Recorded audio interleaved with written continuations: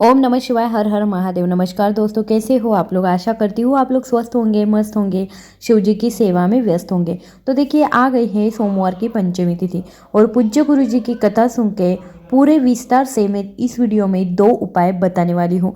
जैसे कि देखिए, हमारी मनोकामना पूरी नहीं हो रही है, हमारी इच्छा पूरी नहीं हो रही है, हमारी जो विशेष है वो पूरी नहीं हो रही है, कौन से भी रिलेटेड हो, कौन सा भी टॉपिक हो। जैसे कि देखो, हमारा बिजनेस नहीं चल रहा है अच्छे से, हमारे नौकरी के बारे में हो, हमारे शादी के बारे में हो, हमारे घर लेने के बारे में हो, हमारे परिवार के रिलेटेड कोई भी ऐसा प्रश्न हो, या फिर आपकी कोई भी ऐसी मनोकामना हो, तो अगर आप एक बूंद घी वाला उपाय कर लेंगे तो आपकी सभी परेशानियां ये उपाय दूर कर देगा, ऐसा पूज्य गुरु जी कहते हैं।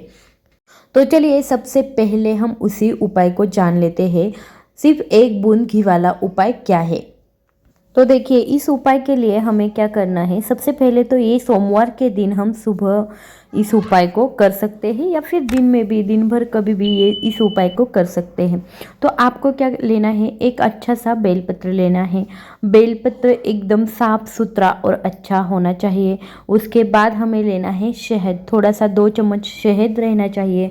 उसके बाद हमें 1 लोटा जल लेना है, और जल किधर से लेना है, अपने ही घर से, अपने किचन से आपको 1 लोटा जल जो है वो लेना है। उसके बाद आपको लेना है लाल चंदन। अगर आपके पास लाल चंदन अवेलेबल नहीं है तो आप क्या करोगे, जो हमारा घी रहता है, गाय का, शुद्ध गाय का घी जो रहता है, उसकी 1 बूंद हमें चाहिए। सिर्फ 1 बूंद, मतलब आप आधा चम्मच या ऐसा कुछ तो ले लीजिए। उसमें से हम 1 बूंद घी जो है वो यूज़ करने वाले हैं। तो आपको क्या करना है, आपको सोमवार के दिन कभी भी आप जा सकते हो। आपको जाना है शिव मंदिर में। जैसे ही आप शिव मंदिर में जाते हो, फेस करोगे उत्तर दिशा की ओर और खड़े हो जाएंगे, तो आपको सबसे पहले क्या करना है, जो बेलपत्र हमने हाथ में लाया है वो बेलपत्र ले लेना है। उसमें आपको क्या करना है, सबसे पहले वाला जो पत्ता रहता है, ऊपर वाला बेलपत्र का एक ऊपर वाला जो पत्ता रहता है, जो सबसे बड़ा रहता है, उसमें लगा देना है हमें थोड़ा सा शहद।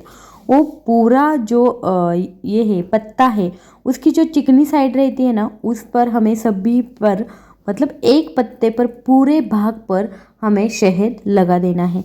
उसके बाद क्या करोगे, अगर आपने लाल चंदन लिया हो तो ठीक है, नहीं है तो आपको क्या करना है, 1 बूंद घी लेके तीनों पत्ते जिधर भी मिलते हैं, वो जो डंडी रहती है ना बीच वाली, उधर आपको एक एक बूंद घी जो है वो लगा देना है। उसके बाद आपको क्या करना है, ये जो बेलपत्र है, अब देखो बेलपत्र पर हमने क्या लगाया है, जो बड़ा वाला पत्ता है उसमें लगा दिया है शहद, और नीचे जो तीनों पत्तियां मिलती है, वो जो डंडी रहती है, उस पर हमने लगा दिया है 1 बूंद घी।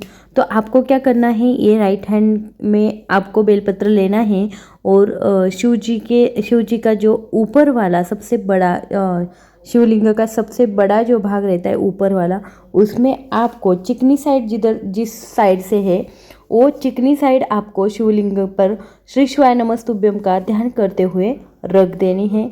आपको ऐसे ही हाथ तुरंत नहीं हटा लेना है। आपको क्या करना है, आप जब भी बेलपत्र रखोगे तो आपको आपके मन की जो इच्छा है वो भगवान शिव जी से बोल देनी है, और वो आपकी इच्छा जो है वो ज़रूर पूरी करेंगे।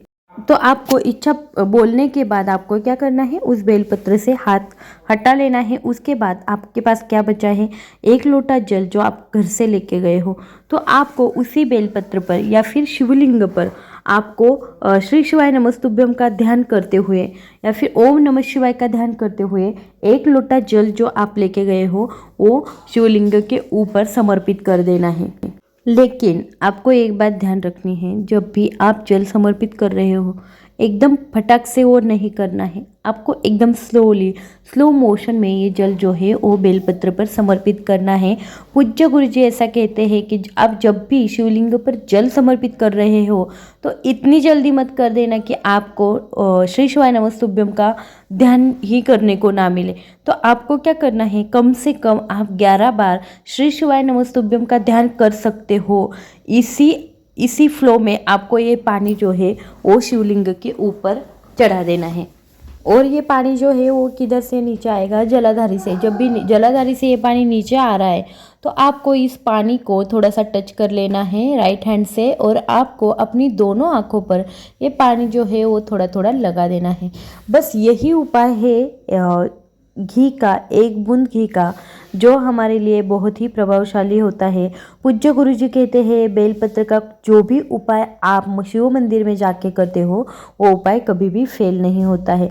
इसलिए अगर आपको ये उपाय जो है वो अच्छा लगे तो वो कर लेना, और आगे आगे हम दूसरा उपाय देखने वाले वो भी आप कर सकते हो।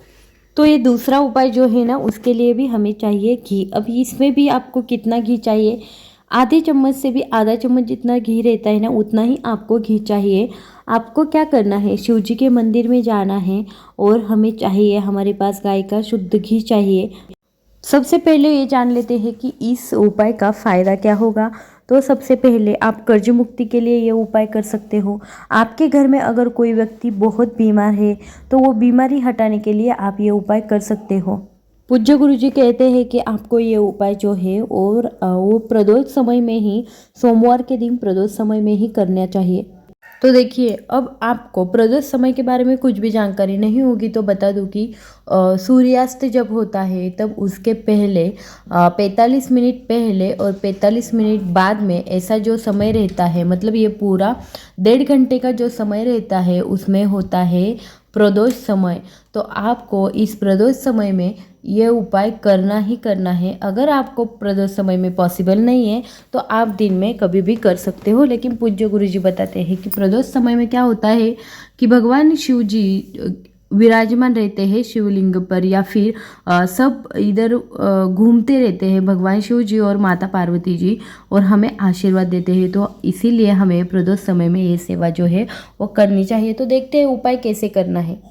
तो आपको क्या करना है, थोड़ा सा घी जो है वो लेके जाना है शिव मंदिर में।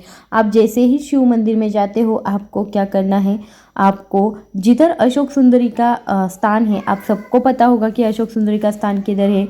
दोनों गणेश जी का और कार्तिकेय जी का जिधर स्थान है उसके बीच में जल जिधर से नीचे गिरने वाला रहता है उसके थोड़े से पीछे साइड में माता अशोक सुंदरी का स्थान रहता है। तो आपको उधर आपकी राइट हैंड की अनामिका उंगली जो है उससे आपको एक तिलक जो है, घी का तिलक, मतलब घी में हाथ डुबोना है, और उधर अशोक सुंदरी की जगह पर आपको एक घी का ये जो है तिलक जो है वो लगा देना है।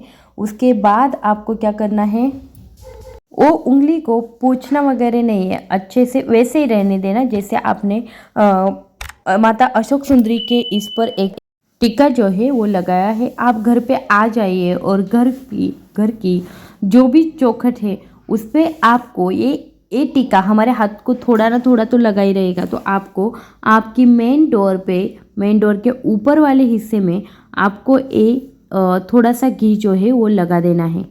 अगर आप घर में सुख समृद्धि शांति और अच्छा पैसा चाहते हैं तो आपको चंद्रमौली महादेव का स्मरण करते हुए ये टीका जो है, घी का टीका जो है वो अपने मेन डोर पे लगा देना है। अगर आप बीमार हो, आपने ये उपाय बीमारी के लिए किया हो, बीमारी खत्म हो जाए, ऐसे आपकी मनोकामना हो, तो आपको ये टीका लगाते हुए कुंदकेश्वर महादेव का स्मरण करना है।